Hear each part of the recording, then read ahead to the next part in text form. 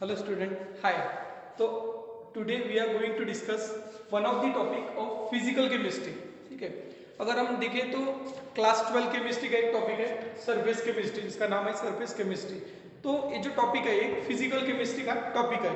तो वैसे अगर देखा जाए तो मैक्सिमम जो पार्ट है इसका वो थ्योरेटिकल पार्ट है। ठीक है, थ्योरेटिकल पार्ट है, मतलब बहुत सारे कॉन्सेप्ट है जो हम वन बाय वन देखेंगे। मतलब आज के लेक्चर में हम इसका इंट्रोडक्शन देख रहे हैं, मतलब क्या हमें पर्टिकुलरली सरफेस केमिस्ट्री में पढ़ना है। ठीक है, तो सबसे पहले दो इंपॉर्टेंट टर्म रहते हैं। ठीक है, अभी जो नाम है टॉपिक का सरफेस केमिस्ट्री, मतलब सरफेस वर्ड आपको दिख रहा है, मतलब इससे आपको ये तो आइडिया हो गई कि कुछ सरफेस से रिलेटेड फेनोमेनन है। ठीक है, मतलब सरफेस पे होने वाली या सरफेस से रिलेटेड कुछ तो भी फेनोमेनन है जो इसमें होने वाली है। ओके, और केमिस्ट्री तो अपना है क्योंकि टॉपिक ही अपन केमिस्ट्री का पढ़ रहे हैं। ओके, तो अगर हम ध्यान से देखें तो what we can see is, तो दो बहुत इंपॉर्टेंट टर्म रहती है, एक तो रहती है एब्जॉर्प्शन और दूसरी रहती है एडजॉर्प्शन। ठीक है, वैसे अगर देखा जाए तो सरफेस केमिस्ट्री के लिए हमारे लिए जो टर्म है वो एडजॉर्प्शन इंपॉर्टेंट है, लेकिन क्योंकि दोनों जो टर्म्स है एडजॉर्प्शन और एब्जॉर्प्शन ये एक दूसरे से रिलेटेड है, इसलिए दोनों को अच्छे से पढ़ना हमको या स्टार्टिंग में उसको रिवाइज करना क्या है इंपॉर्टेंट है। तो देखिए एब्जॉर्प्शन अगर देखेंगे हम तो क्या बोला है absorption, as a written here the definition, it is the phenomenon in which one substance enter into another. मतलब एक ऐसी फेनोमेनन है जिसमें एक सब्सटेंस क्या होता है दूसरे सब्सटेंस में एंटर करता है, मतलब उसके अंदर जाता है एंड गेट्स यूनिफॉर्मली, और कैसे जाता है पूरा यूनिफॉर्म जाता है। ठीक है, मतलब जैसे फॉर एग्जांपल आप बोलेंगे कि डेफिनेशन हमें अच्छे से समझ में नहीं है। ठीक है, डेफिनेशन तो ठीक है कि एक सब्सटेंस दूसरे सब्सटेंस के अंदर एंटर कर रहा है और यूनिफॉर्मली एंटर कर रहा है, तो एक्चुअली क्या है सर ये? तो देखिए स्पॉन्ज देखा है आपने सबने, स्पॉन्ज। ओके, स्पॉन्ज को अगर आप पानी में डालेंगे तो क्या दिखेंगे आपको कि स्पॉन्ज क्या करता है पानी को एब्जॉर्ब करता है। ठीक है, एग्जाम्पल में क्या देख सकते हो हम, sponge and water, sponge and water. Sponge के अंदर क्या हुआ है, आपने पानी भरा हुआ है, और कैसे पानी गया है, मतलब देखिए वाटर किसके अंदर गया है, स्पॉन्ज के अंदर। मतलब एक ऐसी फिनोमेनन है जिसके अंदर एक सब्सटेंस के अंदर दूसरा सब्सटेंस क्या कर रहे हैं एंटर कर रहा है, मतलब स्पॉन्ज के अंदर किसने एंटर किया, पानी ने एंटर किया। और कैसे एंटर किया, यूनिफॉर्मली। देखिए ये बहुत इंपॉर्टेंट वर्ड है यूनिफॉर्मली, मतलब अगर स्पॉन्ज का कोई भी सरफेस आप देखेंगे तो उसमें आपको वाटर दिखेगा, इसलिए हमने क्या बोला है कि एक ऐसी फेनोमेनन है जिसमें वाटर क्या करता है एंटर करता है। ठीक है, पानी एंटर करता है, और कैसे एंटर करता है यूनिफॉर्मली, मतलब एक जैसे एंटर करता है। तो इसी की वजह से हम अगर देखेंगे तो एक एग्जांपल देख सकते हैं आपके डे टू डे लाइफ के, अगर एग्जांपल मैं आपको बताऊं तो देखिए सब, हाँ सब चाय और बिस्किट आप सब खाते हैं। ठीक है, मतलब चाय में अगर आपने बिस्किट डिप कर दिया, ठीक है, तो आपको क्या होगा कि जो जो चाय के पार्टिकल्स है, मतलब चाय के जो मॉलिक्यूल्स है वो क्या हो जाएंगे, चाय मतलब क्या एक प्रकार का लिक्विड है, वन टाइप ऑफ लिक्विड, तो वो बिस्किट के अंदर क्या हो जाएगा एब्जॉर्ब हो जाएगा। ठीक है, और पूरे सरफेस के अंदर एब्जॉर्ब हो जाएगा, तो आप लिख सकते हैं बिस्किट्स। ठीक है,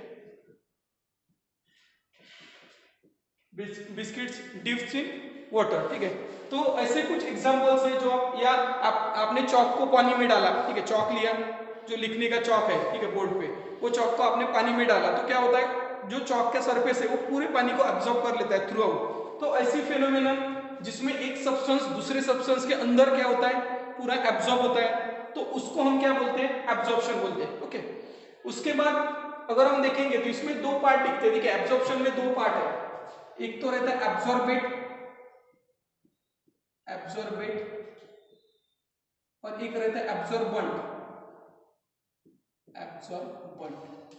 तो देखिए एब्जॉर्बेंट और एब्जॉर्बेट ईएनटी लगा है आपको, तो ये वर्ड किसके जैसे दिख रहा है आपको, जैसे आपने सॉल्यूशन में पढ़ा होगा। देखिए कोई भी सॉल्यूशन अगर हम बनाते हैं, मैंने आपको बोला कि एक ग्लास वाटर लीजिए और उसमें एक स्पून जो है, एक चम्मच जो है वो शुगर डालिए, तो आप क्या करेंगे उसमें शुगर डालने के बाद उसको स्टर करेंगे तो वो शुगर और वाटर दोनों का मिलके क्या बनता है सॉल्यूशन बनता है। मतलब सॉल्यूशन में कम से कम दो या दो से ज्यादा चीजें अगर मिक्स होंगी तो उसको हम क्या बोलते हैं सॉल्यूशन।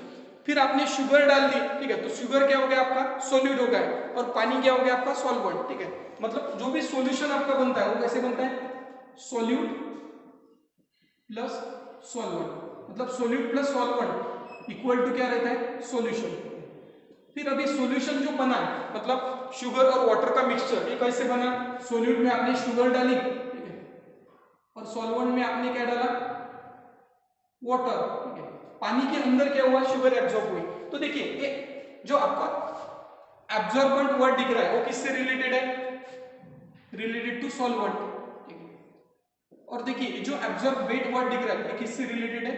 सॉल्यूट।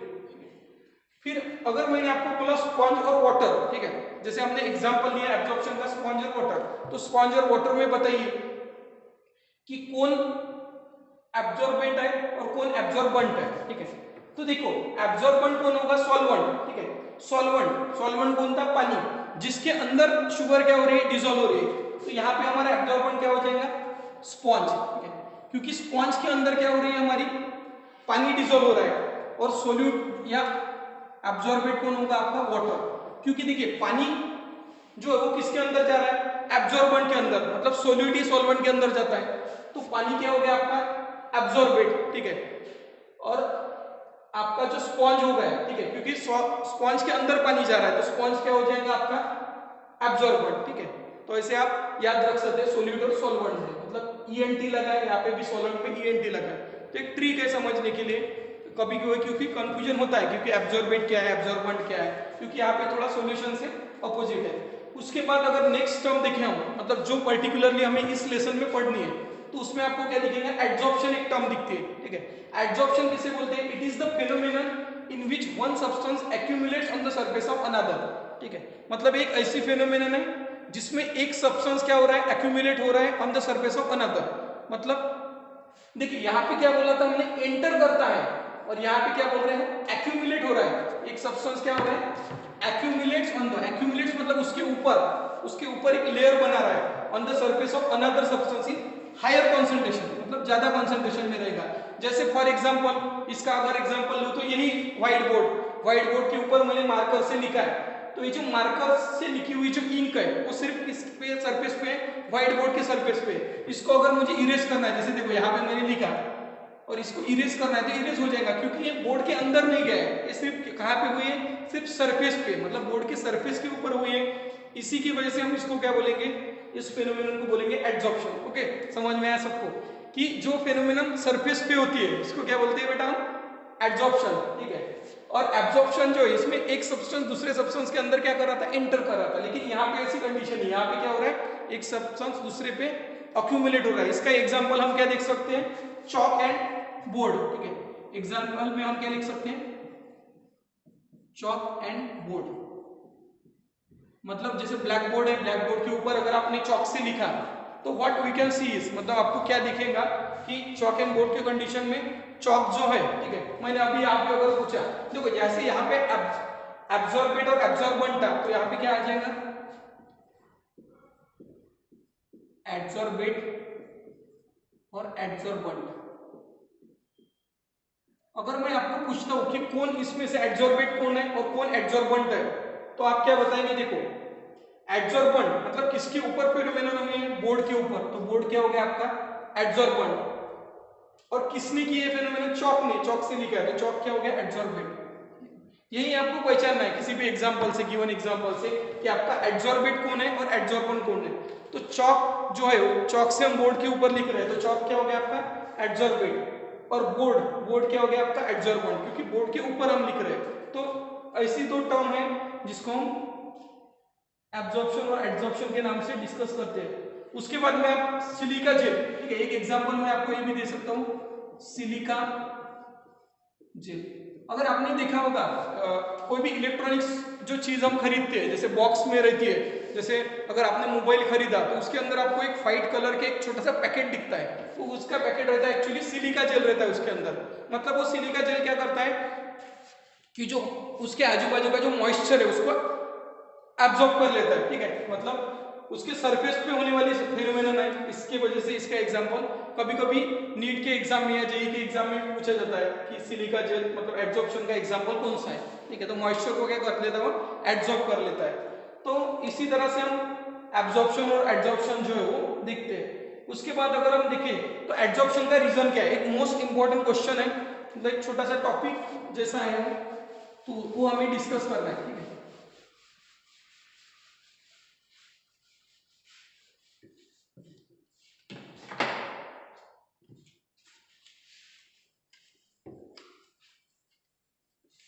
तो देखिए जैसे अगर हम पर्टिकुलरली देखिए what is the reason for adsorption, question के फॉर्म में लिखिए what is the reason for adsorption, मतलब एड्सॉर्प्शन के लिए रीजन क्या है, ठीक है। ये अगर आपको किसी ने पूछा तो देखिए फॉर एग्जांपल मैं अगर बताऊं आपको, सपोज एक कंटेनर है, इसके अंदर एक एटम है, ठीक है। अभी इस एटम को अगर आप देखेंगे तो इसको चारों साइड से जो है इस पे फोर्सेस एक्ट हो रहे हैं, ठीक है। इसी की वजह से ये कैसा है, ये जो एटम है क्या है आपका बैलेंस है, ठीक है, बैलेंस है। और वही अगर मैं एक एटम को एक सरफेस पे निकालूं तो देखो सरफेस पे एक्ट तीनों साइड से तो उस पे फोर्स एक्ट होगी, लेकिन ऊपर से फोर्स एक्ट होगी क्या, नहीं, क्योंकि ये क्या है अनबैलेंस्ड है, क्योंकि बैलेंस नहीं हुआ है, चारों तरफ से इसके ऊपर फोर्सेस एक्ट नहीं है, इसी की वजह से। और इसको हम क्या बोल सकते हैं, अनबैलेंस और अनस्टेबल है, अनस्टेबल, ठीक है। और ये अगर देखिए आप तो बैलेंस और स्टेबल है, बैलेंस और स्टेबल है।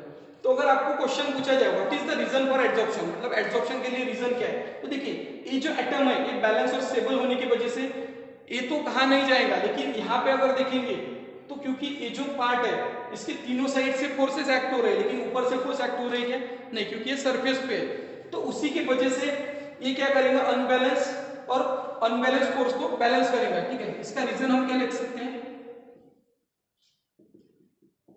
To balance the unbalanced force, मतलब अनबैलेंस फोर्स को अगर हम बैलेंस करना है तो उसके लिए जो हम फेनोमेना देखते हैं उसको हम क्या बोलते हैं, एड्सॉर्प्शन, ठीक है। To balance the unbalance force, क्योंकि यहाँ पे अनबैलेंस फोर्स है, उसको बैलेंस करने के लिए क्या करेगा वो, किसी मॉलिक्यूल को अपने ऊपर एड्सॉर्ब करेगा या किसी के ऊपर जाके क्या करेगा, जाके खुद को बैलेंस करने की कोशिश करेगा, मतलब बैलेंस करने की जो कोशिश करता है उसी की वजह से हमें एड्सॉर्प्शन फेनोमेनन दिखती है। और ये फेनोमेनन हमने जैसे आज स्टार्टिंग में देखा था कि कहाँ पे होती है बेटा, सरफेस पे होती है, ओके। तो इसी की वजह से अगर आप देखिए इंपॉर्टेंटली तो सरफेस केमिस्ट्री में ऐसी छोटी छोटी टर्म्स हैं जो हमें डिस्कस करनी है, मतलब थियोरेटिकल पार्ट है लेकिन बहुत इंपॉर्टेंट पार्ट है, ठीक है। मतलब इसके प्रैक्टिकल एप्लीकेशंस क्या है, मतलब किस जगह पे इसे यूज करते हैं, और why this lesson should be included in our syllabus, मतलब जो फिजिकल केमिस्ट्री हमारा, उस फिजिकल केमिस्ट्री का जो पूरा जो बेसिक्स है, जो बेसिक टर्म्स होती है वो सभी हमें बहुत सारी टर्म्स जो वो सरफेस केमिस्ट्री में दिखेंगे। तो आज के लिए हम यहाँ पे रुकते हैं, ओके। और उसके बाद नेक्स्ट लेक्चर में इसके जो इंपॉर्टेंट पार्ट्स हैं, मतलब इसके टाइप्स क्या है, फिजिक्स ऑप्शन है, केमिस्ट्री ऑप्शन है, वो डिस्कस करते हैं। तो ओके, थैंक यू।